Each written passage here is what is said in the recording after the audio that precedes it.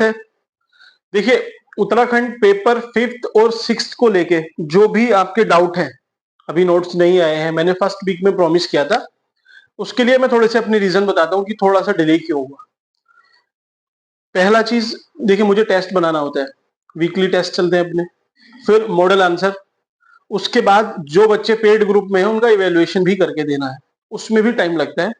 उसके बाद कुछ मेरा अपना भी काम रहता है, वो सब चीज अगर मैं क्यूमुलेटिवली लगाऊं तो इतनी ज्यादा है कि इसमें बहुत बहुत हेक्टिक हो जाता है। फिर भी मैंने कोशिश की, आपके जो पेपर 5th है उसके तो ऑलमोस्ट सब रेडी हैं, लेकिन मैं अभी भी इससे थोड़ा सा कन्विंस नहीं हूं, इसीलिए मैं अभी इस पर थोड़ा सा और वर्क करूंगा। मुझे आज इवनिंग तक का टाइम दो, आज आपको ये मोस्ट प्रोबेबली मिल जाने चाहिए, ठीक है। अब देखते हैं इसमें क्या है। ये देखिए कुलिन ट्राइब, कोल ट्राइब, छोटा छोटा दिया है एकदम की पॉइंट, जिससे आप हार्डली 3 दिन 4 दिन मैक्सिमम 3 दिन में पूरा रट लोगे। ज्यादा पेज के नहीं है, 60 पेज के होंगे हार्डली, 60 से 70, 70 भी नहीं होंगे, 60 ही रहेंगे, उससे कम रहेगा। और तो आपको ऐसा रटने में ऐसा कोई दिक्कत नहीं आएगी। 5 दिन लगा लो एक पेपर के, फिर 5 दिन दूसरे पेपर के, 10 दिन में आपका काम हो जाएगा। अभी भी 1 महीना है, तो आप थोड़ा सा पेशेंस रख सकते हैं। नहीं तो आप अगर जो भी आपके पास सोर्स है, मेरी पहली एडवाइस रहेगी आप उसी पर रिलाई करके अब चेंज मत करना सोर्स। अगर आपने तैयार नहीं किया है या फिर लैग कर रहे हो तभी इसको देखना, ठीक है।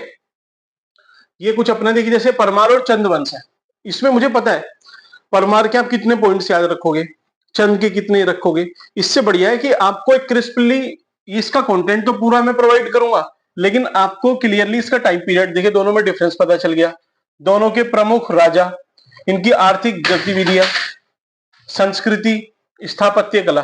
तो इससे अगर आपको नहीं भी आता होगा, परमार वंश का आपको एग्जैक्ट नहीं पता, तो इंट्रोडक्शन आप इससे दे दोगे, ठीक है। एक आध राजा का नाम लिख दोगे, कृषि व्यापार इनका क्या था, उसमें फिर घुमा देना उसको कि कृषि का मीन्स कृषि में ये चीजें उगाते थे, व्यापार में काफी प्रोस्पेरस थे, नहीं थे, कहाँ पे ज्यादा डेवलपमेंट था, थोड़ा सा बोल बच्चन करना पड़ेगा आपको। फिर सांस्कृतिक साहित्य और विकास, उत्तराखंड की संस्कृति का विकास इनके टाइम पे हुआ। आप चाहे तो एक दो एग्जाम्पल, एक एक एग्जाम्पल याद रखना, मंदिर निर्माण, ये सब। मेन पर्पस ये है कि आपको क्लियरली एकदम डिस्टिंक्शन होना चाहिए आपके दिमाग में, टू द पॉइंट याद होनी चाहिए, ताकि आप थोड़ा सा सेल्फ जो इलेबोरेशन होता है उससे चीजें कर पाओ। देखिए ये चंद्रवंश है, अब मैंने इसको समझाया, इसका इंट्रोडक्शन, इसकी हिस्टोरिक, इसके प्रमुख शासक, संस्कृति, इसका पतन, इसका निष्कर्ष।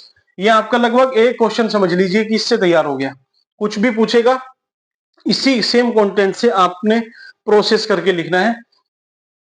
तो चलिए, ये कुनिंद वगैरह है, कुली वेगार प्रथा, जैसे ये आंदोलन है, तो आंदोलन, उसके कारण, ये 3-4 कारण थे। उसकी विशेषताएं देखिए, संगठन का और नेतृत्व, जन जागरूकता, जनसभाएं, इसका परिणाम क्या हुआ, सरकार का ध्यान क्या हुआ, विभजाश्रम प्रथा का अंत, सामाजिक परिवर्तन, निष्कर्ष। इसमें एआई की भी मदद ली गई है, तो ऐसा दिमाग से तो कोई कहां से बनाएगा, सब चीजें किसी बुक में है, किसी ने लिखी है, नेट पे है, उन सबको क्लब करके ही ये बनाया गया है। मेरे दिमाग से, या मैंने कोई बुक नहीं लिखी है, ठीक है, डिस्क्लेमर दे रहा हूं आपको पहले ही।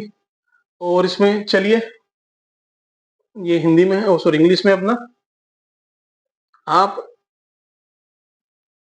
चलिए, अच्छा ठीक है, इसमें ज्यादा ऐसा इलेबोरेशन नहीं है, आपके लिए एक अपडेट था। आप चाहें तो देखिए अपने अकॉर्डिंगली प्लान कर सकते हैं, कोई दिक्कत नहीं है उसमें। किसी भी यूट्यूबर, किसी भी कोचिंग, इन सब के पीछे मत भागो।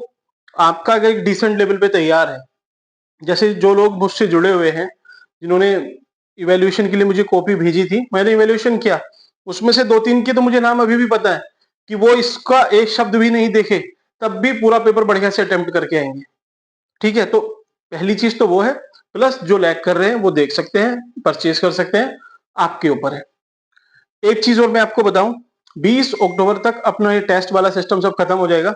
उसके बाद मैं आपको अब सोचना सिखाऊंगा, सिर्फ आपको कुछ नहीं पढ़ना है, जो पढ़ा होगा सब कुछ रख देना एक साइड में, जो मैंने आपसे नोट्स बनवाए हैं उसको टेबल पे रखना।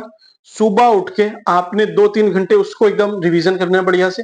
उसके बाद जो मैंने बोला है 1 घंटा ब्रेनस्टॉर्मिंग करनी है उस पर, फिर 1-2 आंसर लिखने हैं।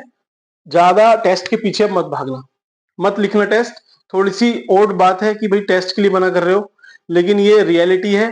जब आप पेपर में बैठोगे आपको ये एकदम से रियलाइज होगा, हिट करेगा कि यार जो ज्यादा लिख के गया है वो क्या ब्लेंडर करके आएगा, जो कम लिख के जाएगा टेस्ट उसके लिए एक तरह से वो बोन रहेगा। तो थोड़ा सा रिलाई कर सकते हो। बाकी आपसे मिलते हैं जब इसके ये प्रिपेयर हो जाएंगे पूरे, मैं आपको थोड़ा बहुत इसमें ब्रीफिंग भी दूंगा। तो चलिए आप अपनी पढ़ाई कीजिए। Thank you.